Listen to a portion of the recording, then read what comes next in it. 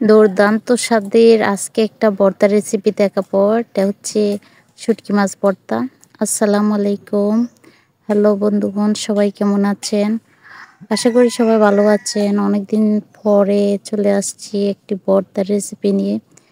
এই ভর্তাটা তৈরি করার জন্যই লাগবে শুটকি মাছ, পেঁয়াজ, রসুন আর শুকনো মরিচ এবং হচ্ছে সরষের তেল। এখন আমি এই শুটকি মাছগুলো ভেজে নিচ্ছি। অল্প একটু তেল দিয়ে দিয়েছি আগে, এর মধ্যে ভেজে নিব সুন্দরভাবে। নেড়ে চেড়ে সুন্দরভাবে একদম ভেজে নিতে হবে।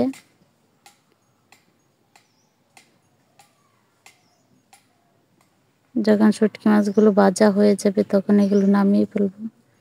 এই তো ভাজা হয়ে গেছে একদম।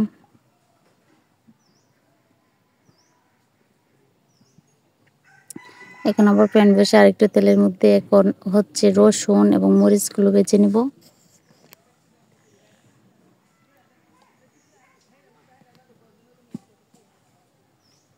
এখন পেঁয়াজ কুচিগুলো ভেজে নিচ্ছি হালকা করে।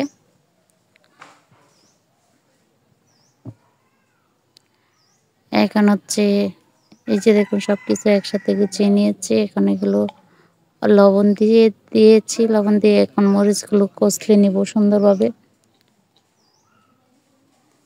একদম গরম গরম কষলে নিচ্ছি, হাতের মধ্যে একদম গরম লাগতেছে।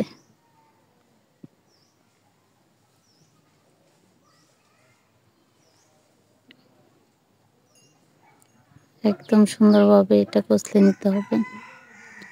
আর রসুনগুলো পেঁয়াজগুলো তো আগে থেকে ভেজে নিয়েছি। অল্প একটু চাপ দিলে এগুলো এমনিতেই গলে যাবে। এখন শুটকি মাছগুলো এতে মাখিয়ে নেব। একটা একটা করে রসুন ভেঙে নিচ্ছি চাপ দিয়ে চাপ দিয়ে। এখন সমস্ত শুটকি মাছে এগুলো মেখে নিচ্ছি। এখন সরষের তেল দিয়ে দিব।